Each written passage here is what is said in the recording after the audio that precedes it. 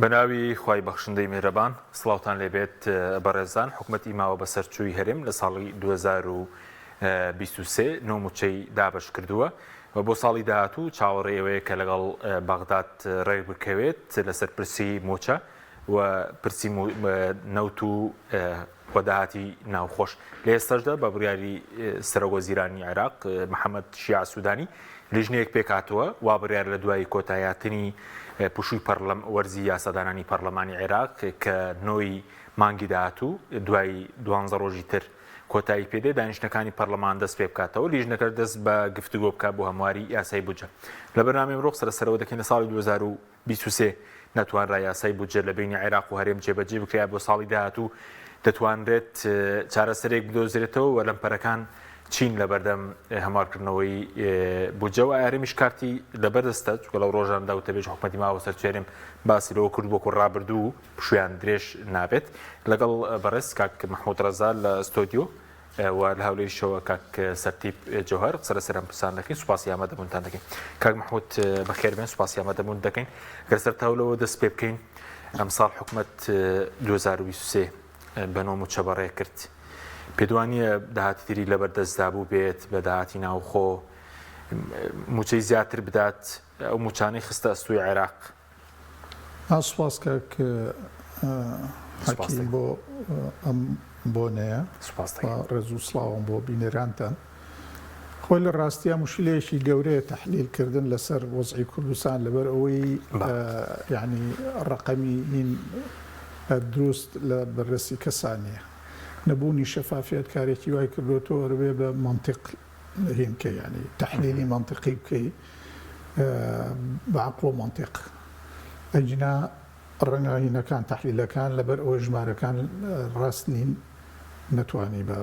تەواوەتی بەزۆک و منطق چیمان پێ دەڵێ بە منطق ئەوەیە کە واریداتی کوردستان ناوخۆ لەوە زیاترە کە ئەم دەسەڵاتەی ئەعلانیەکە زۆر وازەحە کە زیاترە هی گومرگەکان زۆر زۆر زیاترە لەوەی کە ئیعلانەکرێ هەروەها هی ناوخۆش ئەمان خۆیان دانیان بە 320 ملیاران ناوخۆ لە ئەسڵەن لە مفاوەزاتی ئەوەڵیانە لەگەڵ بەغایە بۆ قانونی موازنەی ئەم 3 ساڵەی کە تێپەڕێنرا ئەوان لە ئەوڵەوە ئەو جەدۆلەی دابوویان باسی مانگانە 65 ملیارەکەن داهاتی ناوخۆ دوایی لە نیعایەتە بە زەختی بەغا گەیانیانە 320 یعنی ئەمە بە زەختی بەغا بەرز بووەوە من دڵنیام زۆرەوە زیاتریشە بەڵام لەبەرەوە دەگاتە مانگانە 400 ملیارێک داهاتی ناو ناڵێم زۆر لەوە زیاترە وەڵام ناتوانانی بڵێ چەنە ینی لەبەر ئەوەی واریدات نەوت دیار نییە هی گومرگەکان دیار نییە هی باج و خەراج و ئەوانە دیار نین شوێنێک نییە ئەم داهاتی کوردستانی بۆ بچێ و کەشت بێ بەڵچکە بەڕێوەبەری پێشوی بازەکانیش قسەی کردبوو تویتی ساڵانە داهاتی بات 800 ملیار بووە بەڵام لەبەر بەغدا و تویانە 200 ملیارە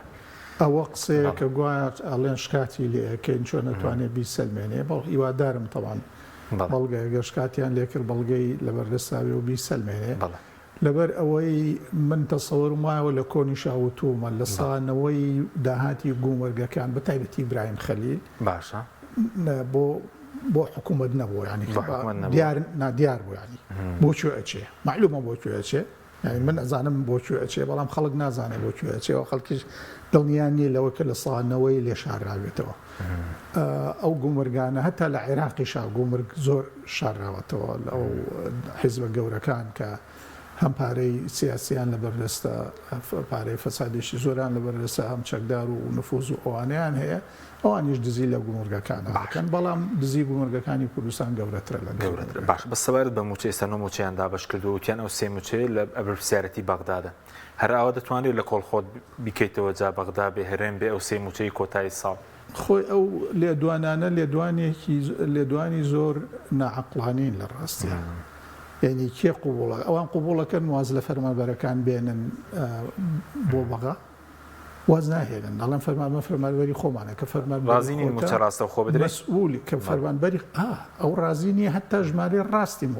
فەرمانبەر و موچەخۆری هەرێمی کوردستان بە بەغا لەبەر ئەو چۆن بە بەغا بۆ مەسئول بێ لە هین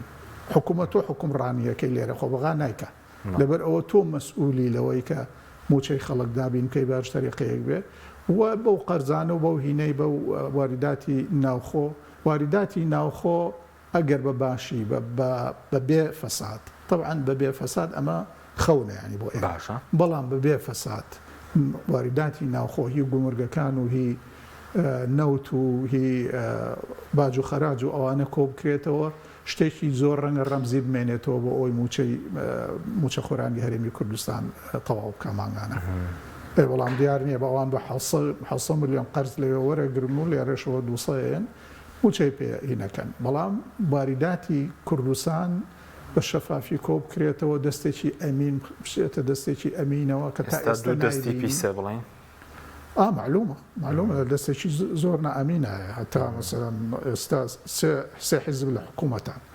وەزیری دارایی لای گۆڕانە وەزیری دارایی ناتوانێت بزانێت وارداتی گومرگەکان و وارداتی نەوت و ئەوانە چەندیانی نایزانێ بەس کە نایزانی تۆ بە مەرجۆچوویتە ناو حکوومەت کە ساڵێک 2 ساڵ خۆی لەوەڵەوە بۆ 6 مانگ ڕۆشتن 6 مانگیکەیان تازی کردەوە لە ساڵێکە دوای ئەوەش خۆیان لێدوانیان نا لە دوای دوو جار تێپەڕبوونی 6 مانگ کە ئاگایان لە هیچ نییە ئەبوو بکشێنەوە بەڵام نەخشانەوە تاوەکو ئێستا بەردەوامن سەیر میدیای من متابعی میدیای گۆڕانی شەکەم دوێنێ راپۆرتێکیان ناوە وەکو من قساکەن باشە کە من کەسێکم نەن لا حکوومەتون لە هیچ باشە ئێوەکە لەم حکوومەتە نەڕازین واردات دیار نییە وارداتیش ئەبێ وەزیرەکەی ئێوە دیاری بخات ئەی بۆچی ناخشێنەوەیانی بۆ لە حکوومەت نانە دەرەوە مەسئولیەتە هەڵەگرن تۆ ئەگەر ینی ڕەنگە ئەوان شتێکی وایان لەبەر دەستان نەبێ دزن لە ڕاستیە دوانەکەی تر ئەتوانن واردات لە بەررەسی دوانەکەی کایە بۆ خۆ دەکەی بە قوربانی دوو حیزبی وایی کە ئەوە 30 ساڵە خەڵکی هەرێمە بەدەستیانەوە ناڵێ سوپاس دەکەم دێمە خزمەت لە ساڵی داهاتوو ڕێککەوتن دەکرد دێمەوە خزمەت کاک سەرتی سوپاسیان بەدەبوونی جەنابیشت دەکەین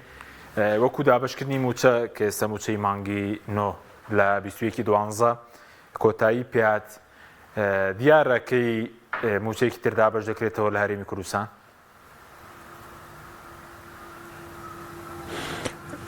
من دەتوانم تەنها بە شەرحێکی سیاسی بکەم بۆ ینی پێشبینیش سیاسی بکەم من لە وەزاری دارایی نیم تا ئەو قسەی بکەم ینی زانیاری بدەم ئەوەی کە ئێمە دەیخوێنینەوە ئەوەیە کە موچە دیسان بۆ ماوەیەکی درێژ دوا دەکەوێت سەبەکەی ئەوەیە کە لە بەغدا لیژنەیەک پێک هاتووە هەم بەحساب ڕاوێژکارانی هەرێمی کوردستان یان پسپۆرانی هەرێمی کوردستان و بەغدای تێدایە بۆ ئەوەی گرفتەکانی نێوان هەرێم و بەغدا چارەسەر بکەن سەبارەت بە نردنی موچە ئەو تەرحەیکە ئەو لیژنەیە گەڵاڵی دەکات یعنی ئەو پێشنیارە بخرێتە بەردەم ئەنجومەنی وەزیرانی عێراق و ئەنجومەنی وەزیران بیباتە پەرلەمان و لە پەرلەمان میزانەی ینی ئەو میزانەی هەیە ینی بۆ 3 ساڵ بوو هەموار بکرێت بە زۆرێک هەموار بکرێتەوە موچەخۆرانی ینی موچەی هەرێمی کوردستان بنێردرێت ئەم پرۆسەیە وەختێکی زۆری دەوێت لەبەرەوەی هەم لیژنەکە دەبێت کاری خۆی تەواو بکە دەبات بستە ئەنجومەنی وەزیران ئەنجومەنی وەزیران بچێتە ناو پەرلەمان لە پەرلەمان دووبارە گفتوگۆ بکرێت کە گفتوگۆ بکرا ئینجا دەنجی لەسەر بدرێەوە تەمانە هەمووی خوێندنەوەی یەکەم و خوێندنەوەی دووەم و دەنگدان و ئەینجا سەرۆک کۆمار تەوقیعی بکە کە سەرۆک کۆمار تەوقیعی کرد بچێتە وەقایع و یعنی ئەوە پرۆسەیە وەخت دەما من پێم وایە دوومانجی یەکەم زەحمەتە موچە بێت ئەوە تەقدیرە هیوادارین تەقدیرەکە خۆی دەرنەچێت زووتر ینی خێراتر ئەو پرۆسێسە تەواو ببێت و موچەی پەرمانبەرانی هەرێمی کوردستان بێ بەڵام ئەوەی لێمانەوە دیارە ساڵی نوێ ساڵێکی دیکەی سەخت دەبێت لە بەردەم فەرمانبەرانی هەرێمی کوردستان لە بەردەم خەڵکی کوردستان و بازار بە تەواوی شێواوە و خراپتر لەوەیە کە خراپتر ئەوەیە کە دەسەڵاتداران لە هەرێمی کوردستان یان حکومڕانان لە هەرێمی کوردستان بەرچاو ڕوون نین هیچ پرۆژەیەکیان پێ نییە بەدیلێکیان نییە بۆ چارەسەرکردنی ئەو گرفتی لە بەردەم هەرێمی کوردستانە و دەبێت ئەوش ڕوون بکەینەوە کە ئەوانێک کە حکوومەتیان پێکێناوە مەسئولن لە باردۆخی نەبوونی موچە و قەیرانی دارایی لە هەرێمی کوردستان ینی وانەزان بەس پارتی مەسئولە لە نەمانی پارە لە هەرێمی کوردستان لە نەبوونی موچە لە هەرێمی کوردستان لە ینی نەدانی موچە و ئەو خراپیانەی کە ئێستا لە حکومڕانی هەیە گۆڕانی وێچێتی شتیدا مەسئولن ئەگەر مەسئولنین با بکشێن لەم حکوومەتە ینی ناکرێتەوە لە میدیاکانی خۆتەوە وەکو ئۆپۆزیسیۆن تەسەڕف بکەی بتەوێ ئۆباڵی ئەم بارودۆخە بخەیتە ملی پارتی بەتەنها لە کاتێکدا خۆت بەردەوامی لەم حکوومەتە پۆستت هەیە جێگری سەرۆکوەزیران هەیە وەزیری دارایی هەیە یعنی ئەوە گوتمانی یەکێتی نیشتیمانی کوردستان زۆنێکی لەبەردەستە و حدودی لەبەردەستە و ینی ئەو تەفاسیلە هەمومان دەیزانین پێویست ناکە باسیکەینەوە پارتی نەوتی لەبەردەستە و ئاگاداری بەشێک لە داهاتی هەرێمی کوردستان کە باس لە نەمانی پارەی گومرگ و باج و خەراج و نەوت دەکرێت ئەمە مشکلمان ئێستا لەگەڵ گۆڕانە گۆڕان تێناگەن پێشتر ئەوان باسی ئەویان دەکرد کە داهاتی ناوخۆ بەشی موچە و بەشی تێرایی موچە و ینی خەرجەکانی حکوومەت دەکات ئێستا کە خۆیان لە حکوومەتن ئەوان بوونەتە چی بوونەتە داپۆشەر و بوونەتە ینی پینەچی ئەو کەم و کوڕانی لە حکومڕانی هەیە یعنی وەزیری دارایی بەخۆی اختصاص وەکو تایبەتمەندیەکەی بریتە لەوەی کە بزانێت داهاتی کوردستان چەندە و بزانێت چۆن سەرف دەکرێت کەچی وەزیری دارایی خۆی بێدەنگە خۆی دەدزێتەوە لە زانێرەکان یەکێتی نیشتیمانی کوردستان کە لەم حکوومەتەیە ینی دەمەوێت ئەوە تەواو کەم توخدا هەم کاک عیماد کاتی خۆی لە 2013 ئامادە بوو لە تەوقیعی نەوتەکە و باسەوە دەکرێت کاقوباتش ئامادە بۆ لە ئەنقەرە کاتی خۆی کە تەوقیع کرا و زۆنێکی بەرفراوانی لەبەردەستە و یەک دنیا جومگەی حکومڕانی لەبەردەستە کەچی وەڵامی ئێمە نادەنەوە بۆچی پارە لە هەرێمی کوردستانی و کاقوبات فترێکی دوور و درێژ ئەسڵەن سەرۆکی وەفدی مفاوز بوو لەگەڵ بەغدا ئێمە پرسیارمان هەیە پرسیار وەڵامەکەمان لە یەکێتیش دەست ناکەوێت بارودۆخێکیان دروست کردو ئەوانی لە حکومڕانین ینی مەگەر بەس ئێمەمانانی هاوڵاتی بزانین ئەم حکومڕانی چەند خراپە و ئەو حکومڕانانە چەندە خراپن لەگەڵ هاوڵاتەکانی خۆیان باشە بەس کاکسەتیب ئەوەی کە بەرەزت ینی وا پێشبینی دەکەی کە بۆ نمونە تامانگی دوو موچێک دابەش نەکرێتەوە ئەی داهاتی ناوخۆ ئێستا بە 3 مانگ جارێک تریلیۆنێک کە جگە لە داهاتی فرۆشینەوت بە تەنکەر ناکرێ و داهاتە دەستی لێ بدرێ ینی دیسان دەگەڕێنەوە بۆ نقطەیەکە کە گرنگە پرسیار ئەو پرسیارەیەکە ئەوەی کە تۆ باسی دەکەی پرسیارێکی زۆر معقولە کە پێشتر 400 میلیارد داهات هەر بەشی دەکرد 450 داهات هەر بەشی دەکرد 200 داهات هەر بەشی دەکرد ئێستا ینی ئێستا نازانم داهاتی کوردستان ئێمە نازانین چەندە کەس پێی ناکرێت تەقدیر بکە بزانێت چەندە باس لەوە دەکرێت کە نەوتی کوردستان ناڕۆ باش ئێ بە قاچاق دەفرۆشێ دوێنێ و پێرێ دیێنەوە باسی ئەوە دەکە یان لەم ڕۆژانە باسی ئەوە دەکە کە ینی دەرهێنانی نەوتی زیاد کردووە ینی ئینتازی خۆی لە بیرێنوتەکانی تاوچی ئەو منتیقانە زیاد کردووە ئەو نەوتە بۆ چێ دەڕوە ینی من نازانین کارەبا دەفرۆشنە عێراق و نەوت تەسفیە دەکرێت لە هەرێمی کوردستان و بازیان بە نزیکەی 600 بۆ 700 زیاد کردووە ڕسوماتیان بە تەکید ڕسوماتیان لە 600 بۆ 700 زیاد کردووە ینی یەک دنیا ڕسوماتی غێرقانونی لە دەرەوەی هەموو سیاقێکی قانونی دەستوری لەسەر خەڵکی کوردستانی فەرز کردو دەست بۆ هەموو شتێک دەبن ینی دەست بۆ گیرفانی هەژاریش دەبن لەم کوردستانە ئاویان زیاد کردووە کارەبایان زیاد کردووە کارەبای هەموو ئەو سیتیانە زیاد کراوە بە چەند قات شوێن هەیە بە دەقات زیاد کراوە ینی کراوە بە کارەبای تیجاری تێناگەن ئەو پارەیە بۆ کوێ دەڕوا ینی داهاتی کوردستان دیار نییە باشە ناشزانین چۆن سەرف دەکرێت ینی حکومڕانیە کە لە هەموو شتێک دەستی بەس لە حکومڕانی ناچێت پەرلەمان داخراوە یەک دنیا موسساتی کە ڕقیبە بەسەر ئەم حکومڕانیە ماوەکەی بەسەر چۆ ئێکسپایرە و لە دەرەوەی قانونش دەکات کاکە نەبووە دەستەی نەزاها بەخۆی ئیشی ئەوەیە کە گەندەلی کەشف بکە و پیداهاتە دادگا کاکە دەستەی نەزاها بەخۆی ماوەکەی بەسەر چووە ینی تۆ ڕقابەی مالی سەرۆکەکەی نەماوە تەقاعد بووە ڕۆیشتووە نەماوە ئێستا بەغێر قانونی ئیش دەکا یعنی ئێمە تێناگەین دام و دەستگار ڕقیبەکانیش بەسەر نەهێشتنی گەندەلی ئەوانیش ئێکسپایر بوون و ئەوانیش لە دەرەوەی سیاقی قانونی ئیش دەکەن و کەسیش دەنجی لێوە نایە پەرلەمان 6 مانگە داخراوە هەر کەس باسی ناکە پەرلەمان بخۆی ینی باڵاترین دەسەڵاتی ینی گەورە بەهێزترین و کاریگەرترین پایی دەسەڵاتە چونکە شەرعیەتی دەنگدانی هەیە 6 مانگە داخراوە هەر کەس باسیشی ناکە کەس دەنجی لێو نایە حزبەکانیش باسی ناکەن بەداخەوە تەمان باسی دەکەم بەڕاستی لە دۆخێک داین چارەنووسێکی خراپمان هەیە نەتیجەکەمان لێ دیارە حکومڕانان ینی بەس ئەو جملەی حکومڕانان بەڕاستی ینی خەمی ئەم ملەتیان بە هیچ شێوەک نەما وەکو ئەوەی بیانێ و بەیانی بار بکەن بۆیە وا لە ملەت دەکەن بەڵێ سوپاس دەکەم دێمەوە خزمەتان کاک مەحموود سەبارەت بە جێبەجێنەکردنی یاسای بودجێ عێراق بۆ 2023 لە بینی هەرێمی بەغدا جێبەجێ نەکرا بە پاساوی نەوت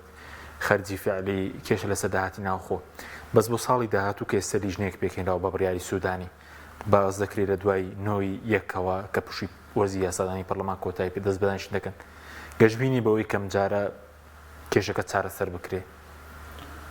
والله ئاسان نییە جارێ خۆی بۆ هەموارەکە و لەم ساڵە ینی بکرایە بۆ ئەوەی لە دەبوو لە 2023 کرابەیە ئەبێ لە ئەسڵەن ئەبێ لە مانگی دەوە قانونی موازنە هەموو ساڵێ لە مانگی دەوە مناقەشەی تەواو بوو بێ تەصدیقرا بێ بە قانون بۆ ئەوەی لە یەکێکی ساڵی داهاتوە ئێستا قانونی موازنەی پێشوو چوو بۆ مانگی 6 و 7 و ئەوانە ڕاست ینی هەر یەک ساڵ نیە ینی بەردەوام ئەمە تاوەکو ئێستا درێژەی هەیە و هینێکی خراپە ئەموارکردنەوەی ئەم قانونە ئاسانترە لە چاو چکە هەموو زۆربەی مناقەشات تەواو بووە توانی چەند مادێ بوو ڕێکێ لەوانەیە کە هەرێم داوایە کە ئەوانەیە کە لە موچەی موچەخۆرانی هەرێمی کوردستان لە ئینفاقی فعلی بێنە دەرێ بیخەنە ناو سیادیەوە ناو حاکیمەوە بۆ ئەوەی لەو کاتەیە ئیتر مشکلەی ئینامێنێ هەموو مانگە لە وەختی خۆیە بەڵام هێشتا گرەیەکەی هەر نەکراوەتەوە بەغا داوای داتای باوەڕپێکراوەکە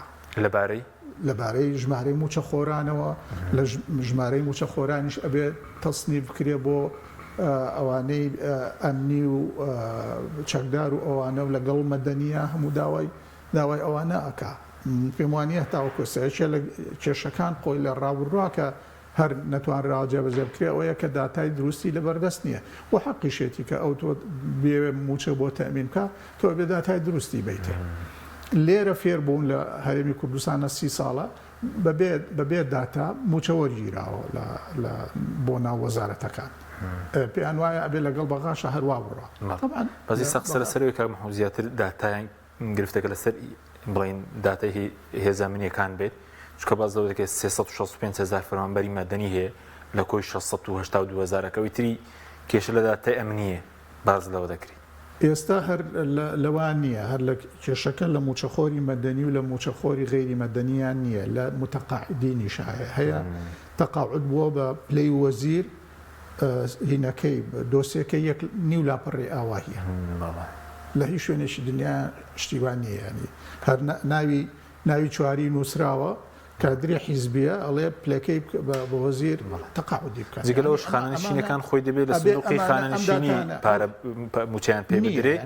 سندوقەکە نییە سنووقی خانەنشینی ئێمە لە دوای ڕاپەڕینەوە سنووقی خانەنشینی نەماوە ئەوانە بەدەیان ملیار دۆلارەکە یعنی لانی کەم ڕەنگە نزیکی 30 میلیارد دلار بوو بێتەوە لە دوای کشانەوە ڕژێمی بەعسەوە تاوە سەردەمی بەعسە بووە سندوقە کارا سەردەمی بەعسە هەبوو بەڵێ لە سەردەمی بەعسە هەبوو ئێستا لە بەغا هەیە چۆنمانگەن لە 100 لە موچەی موچەخۆران لە 100 لە سەردەمی بەعسەوە لە سەردەمی هەموو حکووماتی پێش بەعسیشە هەبووە لە 100 موچەی موچەخۆران لە عێراقا بەردەوام بڕاوە چۆتە سندوقی خانەنشینیەوە ئیسtismarێکرێەوە سنووقە و خانەنشین کە خانەنشین ئەبێ لە وەزارەتەکان هین وەرناگرێت لە سنووقی خانەنشینی لەبەرەوەی ڕەنجی خۆیەتی پێشتر ڕەنجی یاوە پارەی یاوە بە سنووقەکە ئیسtismاری کردووە دەوڵەمە نەبێ پارەکانی زیاکە بەشی ئەوە ئەکا کە موچەی موچەخۆرانی خانەنشین بات بەڕزوتەوە گرەیەکە نەبووین داتایەکی دروستی بیستی موچەخۆران ئەی گرینەوت گرەی داهاتینا خۆش نەکراوەتەوە هەموو ئەمانە گرێن ینی هەموو ئەمانە گرێن تاوەکو ئێستامان ئیدعاکەن ئیدعان نییە تۆ بڵێ بە حەقیقی 85,000 ڕۆژانە بەرمیل نەوتیان ناوە دایان بەزانەوە ماوەیە کە دایان بەزانەوە بە 6,000 بەرمیل نەوت بەڵام 100,000 بەرمیل نەوت ئەدزرێ ئێستا حاڵی حاضر ئەدزرێ خۆ لە ئێرانەوە بینێرن بڕی ئەوەی کە ڕۆژانە ئەڕۆمانگانە ئەڕوا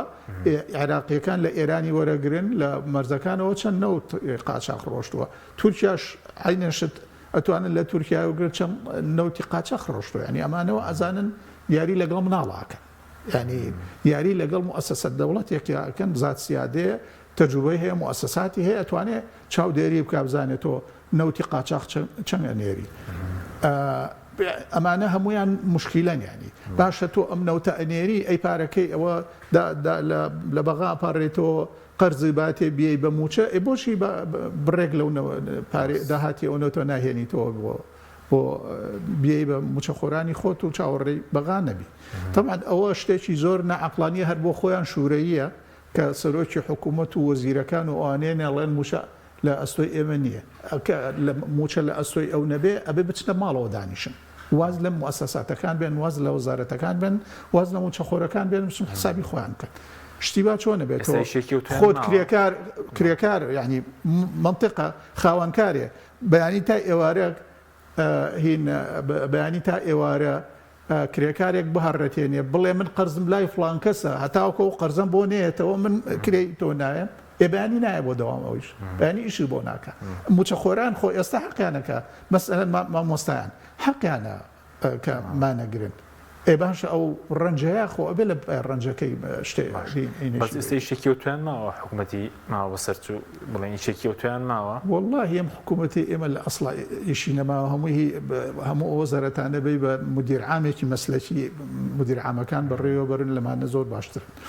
هەتا این هەیە ینی ئەگەر بیانەوێت لە ڕاستیە حکوومەتەکەش باشکوان هەر بۆ خۆیان ینی لەبەر خەڵک ناب لە بەرەوەی خۆیان بتوانن بمێنەوە بەبێ ئەوەی ئەو هەموو جنێوەیان پێ برێ لە میدیا بمێنەوە بە ئێستا لەسەر کورسەکانیان دانیشن کۆمپانیا هەیە کۆمپانیا عالەمی هەیە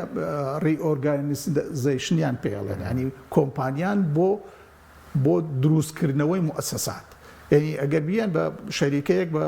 5-6 مانگ ئەتوانی هەموو حکوومەتیان بۆ ئۆرگانیزیشن کاتەوە ڕیئۆرگانیزیشن کاتەوە سەر لەنێ بۆیان تەرتیب کاتەوە بیاتەوە دەستیان بڵێ ئەمە ئاواهی ئیداری ئەم وەزارەتانەوە ئەم دائیرانە بن ئەمان نەخۆیان عەقلان پێشکێ بە ئیدارات باشکەن نە ڕێگەشەدان خەڵک بەس ئازان بۆی کۆمپانیا بێن بۆ خاڵە سنوورێکە هەموو ئەوە ئێستا هینێکی بانقێکی کە حیزبیان دروست کردوێتەوە کە موچەی موچەخۆران ئەگەر لە بەغاوە هات بچێتەوە ئەو بانقەی کەسێکی معەنەوە بناوێکی زلیشیان لێ ناوە کە ناوەکە ناوێکی زلیان نەناوە ئەبێ بڕوا بچێتە ئەوێش لەوێ ئیسیسمار بکە یا عمولە وەرگێ لە موچەی موچەخۆران و بچێ بۆ کەسێکی معەن ینی لە ئەوە بێ بچێتە بانقی حکوومەتەوە ئەمە موچەی فەرمانبەرانی موچەخۆرانی حکوومەتە ئەوێ بانقێکی حکوومەتی ئەو پارەیە کە لە بەغاوەیە بۆ موچە بچێتە بانقیش حکوومەتیەوە حکوومەت بیاتەوە بین نەبچێتە بانقی ئەهلیەوە هی کەسێکی معەنە بگرێتەوە بە سپاس دەکەم کاک سەرتیب سەبارەت بە مامەڵی حکوومەت لە ساڵی داهاتوو وتەبێژی حکوومەتی ماوە بەسەرچێرین باسی لەوە کردبوو کە ئەم جارە ڕێگە چارەی دیکەیان دەبێ وەکو ئەو پشت و درێژەیە کەیان بوو نامبێ لە دوای پشوەکانی سەری ساڵەوە ئەوەندێک دەچێتەوە بەغداد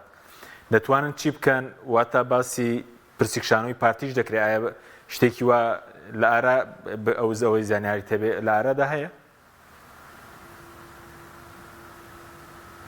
وڵای ئێمە شەو لێدوانەمان بیست لە حکوومەتی وەکو خۆت وتت ماوە بەسەرچوو نازانم بدیلە کەسێ بەڕاستی ینی ئەگەر بەدیلێکەوێ وەڵامێ پەیمان باشترە بەدیل هەبێ بۆ ئەوەی چیتر خەڵکی کوردستان ماندوو نەبێ و خەڵک داوای ئەوە نەکە کە بەغدا ڕاستە و خۆم و چە بنێر و لە قیمەتی حکوومەتی هەرێم و قواری هەرێمی کوردستان کەم بێتەوە ئەگەر بەدیل هەیە بۆ تا ئێستاکە نایخەنە گەڕ ینی ئەو بەدیلە ناهێنە پێشەوە بۆی ئێمەش بزانین چییە و پشتیوانیشی دەکەین بە شەرتێک کە بەدیلێکی باش بێ و تێدا شەفافیەت و ڕوونی لە داهات و خەرجی تێدا دەستەبەر کراب بێ و ینی سەروەری بۆ هەرێمی کوردستان بجێڕێتەوە بەڵام بەڕاستی ئەم سیاسەتی ناڕوونە و پەرتەوازەی ناو پێکاتی حکوومەت و ناو کوردستان وای کردووە فترێکی زۆرە خراپی حکومڕانی بەسەریەکەوە وای کردووە کە حکومڕانی لە هەرێمی کوردستان ینی قواری هەرێمی کوردستان زۆر لە کورتی دەلەچی لەوەی پێشتر کە داوای سربەخۆیی دەکرا لەوەی کە پێشتر ئیدعای ینی خەونی گەورە بە خەڵک پیشانەدرا بۆچی بوو بە دابینکردنی موچە یعنی ئێستا بازمە لە جێبەجێکردنی مادەی 140 هێناوە لە چارەسەری گرفتەکانی نێوان هەرێم و بەغدا هێناوە ئەوەی پەیوەندی بە پێشمەرگە هێناوە و کاملکردنی فیدرالیەت هێناوە لە عێراق ئێستا هاتوونەتە سەر خەونی کورد بۆ بە موچە لە موچەکەش بەغدا ئێستا داوا دەکەم داتا و زانیاری دروست وەرگێ لە هەرێمی کوردستان بۆ ئەوەی لەسەر ئەو داتایە تەعامل لەگەڵ هەرێمی کوردستان بکە داوا دەکات تەنها ینی بەغدا بۆ خۆی داوا دەکات تەنها موچەی 600,000 بنێری بۆ هەرێمی کوردستان نەک زیاتر کە لێرە پێم وایە باس لە زیاتر لە 1 ملیۆن موچەخۆر دەکەن لەو 600 بەغدا تقریبا سووربوونی خۆی دووپات کردوەوە لەسەرەوەی کە خۆی موچەکە دابش بکە یعنی تەنها 600,000 کەنەدا بەڵکو خۆی موچەکە دابینکە لە ناو میزانی عێراق میزانی ئیسtismاریشیان لاداوە یعنی ئەو بەشێک کە پەیوەندی بەوە بەرهێنانە ئەوەش حکوومەت عێراق ئێستا ئامادەنیە ئەوەشمان بداتێ تۆ وەرە تەماشاکە پێشتر 17 هەبوو کردیانە بە 12.6 لە 12.6ەکە ئێستا هاتوتە سەرچ دابینکردنی تەنها موچە بۆ فەرمانبەرانی هەرێمی کوردستان ئێستا بەغدا بۆش رازی نییە بەوە داوای ئەوە دەکە تەنها 600,000 بنێرێ لەو 600,000ش خۆی حسابێکی بانقی بکاتەوە بۆ فەرمانبەران لەو حسابی بانقیە بۆ هەرێمی کوردستان بنێرێ بەغدا وەکو خۆیان باسی دەکەن یەکێک لە گرفتەکانیان یعنی مەبەست ئەوە قسەی بەغدایە داتا و زانیاری دروست لە هەرێمی کوردستان وەرناگرن یعنی ئەوان پێیان وایە ئەو داتای ڕەوان کرایە سەبارە بە موچەی فەرمانبەران و بە عەسکەر لە جێی خۆی دانیە و گومانیان لێ هەیە و لە هەرێمی کوردستان بەڕاستی یەکێک لە گرفتەکان مەسەلەی لیستی موچەخۆرانی کوردستانە یعنی پارتی وێچێتی موچەی فەرمانبەران موچەی عەسکەری خۆیان تەسلیمی حکوومەت نەدەکرد پێشتر نازانم ئێستا تەسلیمیان کردویانە یعنی تەنانەت پارتی وێچێتی ئامادە نەبوون زانیاری سەبارەت بە ژمارەی موچەخۆری خۆیان و ڕاتبەکانیان تەسلیم بە حکوومەتەکەی خۆشیان بکەن جا بزانە حکوومەت هەرێم لە چ قەیرانێکی جدیدایە حتا لە مەسەلەی بایۆمەتریەکەش کە ئیدعا دەکرا بایۆمەتری دەکرێت لە هەرێمی کوردستان لەوەش ئامادە نەبوون بایۆمەتری بکەن بەڵکو بۆ نمونە هێزی هەشتا پارەیەکی بەخڕی وەردەگرت بۆ خۆی بە ئارەزوی خۆی تەوزیعی دەکرد هەفتاش بە هەمان شێوە بۆیە دەبینین دەیان سەدان ینی هەزاران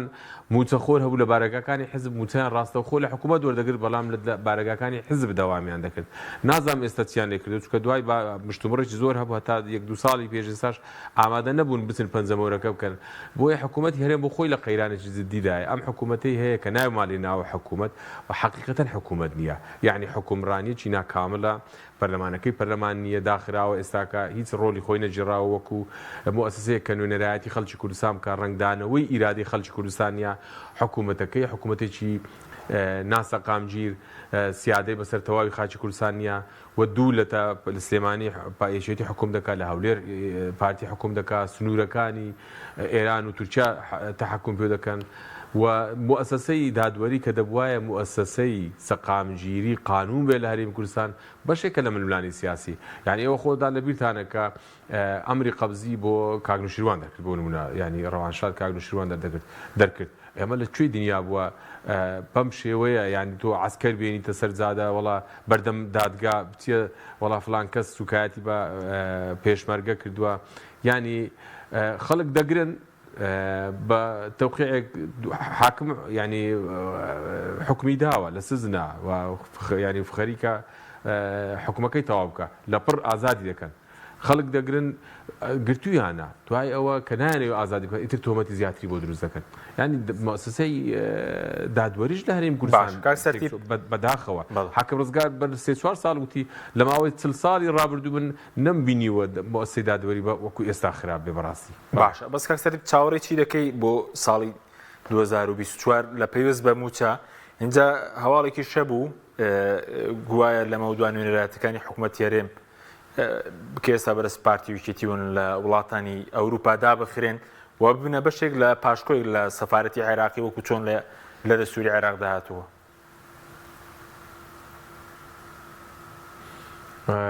بۆ خۆی لە عێراق دەستور وەکو خۆی جێبەجێ ناکرێت ینی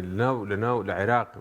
پێمانە هیچ مادەیەشی دەستوری تا ئێستا وەکو خۆی جێبەجێ کراوێت دایمەن بە اقتیباسات جێبەجێ کراوە ینی ئینتیقایی چون ینی دێڕێکە لە دێڕەکە نیوەی لە بەرژەوەندی عێراق بۆ جێبەجێ کردووە نیوەکەی تر لە بەرژەوەندی عێراق نەبووە جێبەجێ نەکردووە وەختێک کە عێراق بە قووەتە ئێستا ئەو مادە و برگانی کە پەیوەندی بە هەرێمی کوردستانەوەیە وەکو خۆی جێبەجێ دەکات بۆ چونکە هێزی هەیە بە قووەتە هەرێمی کوردستان لاوازە و لە بەرامبەردا هەرێمی کوردستان چونکە لاوازە توانای بەرگری نەماوە ناتوانێت ئەو مادانێ کە لە دەستوری عێراقدا پەیوەندی بە خۆیەوەیە زەخت فشار لە عێراق بکە بۆی جێبەجێ بکرێت مەسلەی ینی جێبەجێکردنی ئەو بەرگە دەستوریانی پەیوەندی بە نوێنەرایەتەکانەوەیە پەیوەندی بە نردنی بودجەوەیە ینی ئەوەی کە پەیوەندی بە هەرێمی کوردستانەوەیە دڵنیا بن لەبەر ئەوەی عێراق دەوڵەتی عێراقی باز دەکەم لە ژێر هەژمونی ئیقلیمدایە و ململانەی ئیقلیمی بە تەواوی ڕەنجی داوەتە لە بڕیارەکانی حکوومەتی عێراق کە دەیسەپێنێ بەسەر هەرێمی کوردستان و هەرێمی کوردستانیش بۆ خۆی بەشێکە لە ململانەی ئیقلیمی یعنی پارتی وێچێتی بوورێتە بەشێک لە ململانەی ئیقلیمی هەریکەیان دابەش بۆیە ڕنگدانەوەی فشاری ئیقلیمی لەسەر هەرێمی کوردستان لە ڕێی بەغداوەڕێ ئەو بکەن کە بڕیاری دیکە سەبارەت بە هەرێمی کوردستان دەربکرێ و جێبەجێی بکەن بە تایبەتیش ئێران دژی هەرێمی کوردستان چونکە دەولەت بڵێن دەولەی عەمیقە لە عێراق لەدەست ئێرانە چ دادگایە چ عسکەرە چ ئەمنە چ ئەنجومەنی وەزیرانە لەدەست ئێرانە و هێواش وا لێمان دێنە پێش و هەرێمی کوردستان بەرتەنگ دەکەنەوە. باشە بەس بە کورتی ئەو زانیێرە دروستە و داخستنی پرسی نوێن ڕایەتیەکان لە دەرەوە نەمان بیستوە بڕوا ناکەم دابخرێن بەڵام لەوانەیە فشار بکەن کە بە زۆریش کە ڕێک بخرێنەوە. بەڵێ سوپاس دەکەم کاک محەممەد سەبارەت بە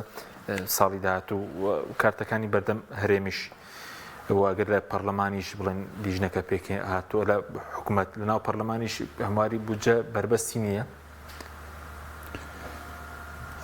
بەدەستی ئیتاری تەنسیقی ئێستا حکوومەت بەدەستی ئیتاری تەنسیقی وایە ئەگەر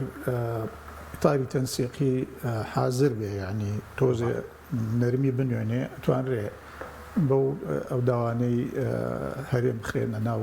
هینەکەەوە ناو هەموارەکەی قانونی موازنەوە و هەرێم هەر بە تەنیا موچەی موچە خۆران بچێتە ناو لە هینەوە هەڵگیە لە ئینفاقی فیعلی هەڵگیرێ بچێتە حاکمەوە ئیتر هیچ نەبێجارێک کێشەی موچە خۆران لەو کۆڵە بێتەوە بەڵام بەزەوش کاتی ناوێت کاک محەممەد وەکو کە سەرتی پێشتر ئاماژەدا بەڕێز لە پەرلەمان بووی خوێنەوە یەکەم دووەم پەسەندکردن سەر و کۆمار دوای لە ڕۆژنامەی وەقایە دوای دەرکردنی ڕێنمایی ڕەنگە بێ جێبەجێکردنەکەی ئەگەر بچێتە نزیک مانگی سێ وایە لە هینا لە قانونی موازنە کە بە هینی مسودەیی لە حکوومەتەوەیە بە مقتەرەحی لە حکوومەتەوەیەت طبعا دوو مانگی ئەوێ بەلای کەمەوە بۆ مناقەشاتی لیجنەی مالی و کوتەلی پەرلەمانی هەموو مناقەشەیەک و ڕێئێدەن و ملاحەزادەیەن بە لیجنەی مالیە بۆ ئەوەی بیخاتە ناوینەوە ملاحەزاتانەوە زۆری پێچێ بەڵام ئەوانە نەماوە ئێستا قانونەکە تێپەڕێنراوە بۆ 3 ساڵ تۆیەی 1-2 مادە تعدیلەکەیت لەگەڵ داتاکان داتاکان خەمڵان و ئەوانە وەکو خۆی مێنێتەوە ئەگەر وەکو خۆشی نێ بێ مەسەلەن نەوت ئێستا نەوت دیسانەوە هینە تەزیری نەوت بۆ عێراق لەبەرەوەی هینە ئەوەی ئۆپێک پڵس هەم دیسانەوە دابەزان و عێراقیش بەشی هەیە لەو دابەزاننا ئەتوانێت ئەو ڕقەمانە دەستکاری بکات دەستکاریکردنی ڕقەمەکان زۆر بەسیتە ینی چکە مناقەشاتی ناوێت حکوومەت دەڵێ من ئەتوانم هەر ئەوە نەبنێرم هینیش سعی بەرمیلیش تەخمینەکە لەسەر سعری بەرمیل ینی ئەوە ئەنێرن ناتوانن پەرلەمان ناتوانێت دەستکاری ناردنی نەوت بکە بڕی ناردنی نەوت بکات چکەوە لە لای حکوومەتە بەڵام ئەتوانێت دەستکاری ئەو سعرە تەخمینیە بکە کە حکوومەت ناردوێتی لەوانە زۆری ینی وەکو ئەوە تۆ لە 100 هینەکەت لە 100ەوەتی ئەرکەکرد لە کۆڵ بۆتەوە لە ڕەنگە لە سادەکە کارتی سەهرێن کارتی برەزماوەیە خود باش باسی لە ڕاگەنەکان باسی پارتیش دەکرێت گویا ڕەشیان کرد بێ کارتیان هەیە ئێستا لە بەغدا خۆی هەرێم هیچ کارتێکی بەدەستەوە نییە ئەی پارتی بەس کارتی کشانەوە لە حکوومەتی بەزەش بکشێتەوە پارتی لەسەر فەڕاشێک لە بەغا هینەکە ینی شەڕەکە ئێستا بکشێتەوە شوێنەکانی بۆ پڕەکەنەوە جارێکی کە ئەبێ هەر بڵێ ئەم ماستە بۆ ڕۆنە ئەم نانە بۆ ڕۆنە لەبەر ئەوە من بڕوان ناکەم پارتی لە هینا بکشێتەوە چکە گەورەترین حسەی کورد لە بەغا لای پارتیە گەورەترین حسەی کورد لە نیوە زیاتری لە لای پارتیە لە نیوە زیاتری حسەکو موچەکە پێشبین دەکرێت یاساکە هەموار بکەنەوە و موچەکە بدەن دەست هەرێم یاخود خۆیان دابەشیکەن چکە و بەرەزوت هەژماری من هەیە حکوومەتی عێراقی پرۆژەیەکە بوو بۆ ڕاستەوخۆ بەڵام سەری نەگرت ئەوە من نازانم حکوومەتی عێراقی ئەڵێ ئێمە ئامادەین حکوومەت وا ئەڵێ ناڵێ من ئەیم ئەڵێ ئێمە ئامادەین ئەگەر داتای دروستمان بنێ و کیکارت و ئەوانە فەرمانبەران و موچەخۆرانی هەرێمی کوردستان بۆ ئەوەی مشکلیان نەبێ بۆیانە خەینە باقەوە خۆیان پارەکە بۆ خوان ڕێکێشن شەفافیت لەوە تاقیق ینی یەتەدی بەڵام حکوومەتی هەرێم هەتاوەکو ئێستا حکوومەتی پارتیە ینی لە ڕاستیە پارتی زیاتر ڕەنگە هەتا یەکێتیش نەرمی لەوە بنوێنێ گۆڕان ئەوە هەر هیچی ینی هیچ چی هەیە تاوی دۆڕێنێ مەسەلەن لەو مەوزوعایە لەبەرەوە پارتیە زیاتر ئیسرارەکە کە ئەبێ پێی وایە پارەکە ئیلا ئەبێ خۆی دابەشیکە بۆ ئەوی نانی خەڵک هەر لە دەستی خۆیان نابێ و بۆ ئەوەی کە یەکێویستیان نانی ببڕن یەکێویستیان ئیمتیازی بنێ بیێنێ بۆ ئەوانەیە ئەجنا ئەگەر ڕاستەکە ینی ئەو شەفافیەتە هەبێ هەم عێراق قازانجەکە هەم ئێمە قازانجەکە لە نەبوونی شەفافیەتە هەموو لایەک زەرەرمان کردەوە ئێمە هەتاوەکو ئێستا بەردەوام لە زەرەرای لەبەر ئەوە ئەگەر نەرمی بنوێنن شەفافیت بێتە دی موچە خۆرانی کوردستان بە خانە نشینەکانیشەوە پێم وایە ئاسان حەلەبێ بەڵام تا ئێستا ئەو ئیرادەیە نییە چکە دەست کەشفە بێ ئەگەر شەفافیت هەبێ دەست کەش بەێ و ئەبێمە لە فی ڕابردوو بکەیتەوە باش لەبەر ئەوە مشکلەیەکی گەورە بەزە و گرفت دروست ناکە ئێستا لە بودجێ عێراق 682,000 موچەخۆر وەکو فەرمانبەر بۆ بوورە فەرمانبەر جێگیر کراوە تقریبا 432,000 شەیدان و خانە نشینی و ئەنفال و ئەوانە هەیە ینی 682,000 ئەوە ژمارە کۆنەکەیە کە هەرێمیاوێتی بە بەغا هەر ئەوەی لەلایە هەتاوەکو ئێستا خۆ لە 2014 هەڵبژار بڵین دامەزرانن نەبووە لە 2014 جا ئەوە پرسیارێککە ئەهێنێت پرسیارێککە ئێنێمە لە 2014 موچەی هێنا ینی موچەی موچەخۆرانی هەرێمی کوردستان لەبەوە کەمتر بوو کە ئێستا حکوومەت ئەڵێ پێویستمە تۆ لە 2014ەوە بەردەوام هین خەڵک خانە نشینەکەی هەموو ساڵە لانی کەم 4-5 موچەخۆر خانە نشینە بن وەچنە ماڵەوە موچەکەیان تقریبان ئەبێ بەنیوە باشە و کەس لە جێگەیان دانانیت بۆچی تۆ هینەکەت بۆچی خەرجیت زیاد دەکایە ئەبێ خەرجی کەم کات چکە نە تەرفیع هەیە نە علاوەت هەیە نە پلە بەرزکردنەوەت هەیە نە تاعیناتی تازەت هەیە هەموو ئەمانە پارە زیاد دەکەن تۆ لێ بڕینیشت هەیە ئەبێ بەردەوام کەم بکە ئەو بڕێکە بۆ موچە دیعاەکەن بەڵام بەردەوام زیاد دەکات ینی ئەم زیادەیە خەڵکی کوردستان لێ بووە بەهین بەمەتەڵ ینی بۆ زیاد جیاوازی شێ ئێستا لەو راپۆرتی یارەسی پەرلەمانی عێراقیان کردبوو لە مانگی دەی 2023 دەڵێن ژمارەی موچەخۆران موچەخۆر بە فەرمانبەر و موچەخۆر 1,114,000 682,000 فەرمانبەرە 432 ئەوە خۆیان ئاعترافی ئەوەلیانە کە جارێ هەر لە ڕێوە بەغا بوتێتی ئەمە ڕاست نییە تقریبان 150 بۆ 200,000 دابەزانەوە ینی ئەمە یارمەتیان نایە ئەمە پەتیان تونگترەکە چکە بەغا ئەزانێ هەر بە یەک تۆ زەخت شتێکی کەیان پێکەمەکاتەوە ینی ئەم ژمارانە بە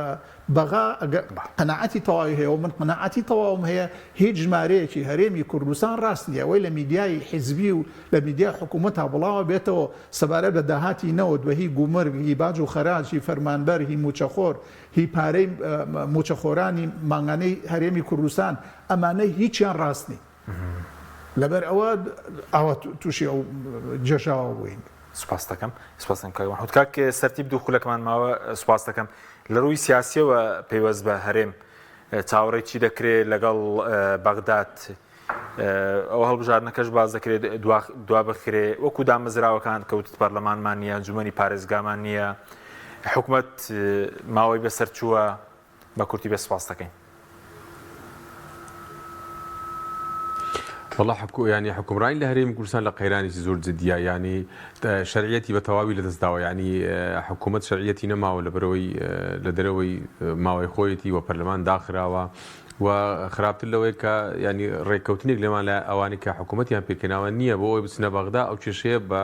ینی بە تێگەیشتنی استراتیژی چارەسەر بکەن بن بڕی بکەن دەچنە بەغدا ینی داتا و زانیاری دەبەنەوێت لێ بڕایان پێناکەن و بەڕاستی نەک بەغدا بڕایان پێناکە ئێمەمانە وەکو هەوڵاتی بڕایان پێناکەین کە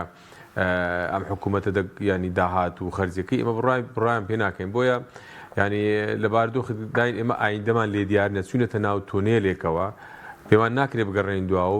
بەرچاویشمان تاریکە ینی بەڕاستی ئێمە تەوقعی خراپتر دەکەین لە واقعی هەرێمی کوردستان و هەرێمی کوردستان وەکو قەوارەیەکی فیدرالی لە عێراق لە پاشەکشەیە و بەرتەنگتر دەبێتەوە و دەسەڵاتەکانی کەمتر دەبێتەوە و تەنازولاتی زیاتری پێ دەکرێت لە ماوەی داهاتوو دەبێت چاوەڕوانی خراپتر بکەین هەموو ئەو ئەگەرانی کە یان ئەو پێشبینیانەی کە خەڵکی شارەزاش دەیکات ئەوانی لە بەغدان لە هەرێمی کوردستان غەیری پارتیوی چێدی پێشبینی خراپ دەکەن بەڵێ بە کورتی مەوەست لە چ بوارێکە دەسەڵاتی هەرێم کەم بکرێتەوە بە پێچەوانی دەستوریشەوە ئێمە نازانین لە چ بوارێکەوە جارێت دەبێت چاوەڕێ پلانی بەغدا بکەین پلانی بەغداش گرێدراوی ئەجندای ئیقلیمیە ینی لە هەموو دەرگایەک لە هەرێمی کوردستان دێنە پێشەوە و لەوانێ داوای بیرێنەوتەکان بکەن بە باسیادیە لەوانێ داوای سنوور بکەن عسکەری عێراقی بنە ئەوێ ئەیتر دێنە پێش هێدی و وەکەوەی باس کرد داخستن نوێنەرایەتەکان بەوەی بگەڕێنەوە ناو سەفارەتەکان و تەنها ژووری چیان بدەنێ لەوێ ئێمە نازانین جارێ بە تەحدید چی دەکرێت. بەڵێ سوپاسان دەکەم دۆ سوپاس بۆ کاک سەرتیب جۆهەر لە هەولێرەوە کاک محمود ڕەزا لە سعودی سوپاس بۆ بینەرانی بەڕێز سوپاس بە هاوکارانم خواتان لەگەڵ.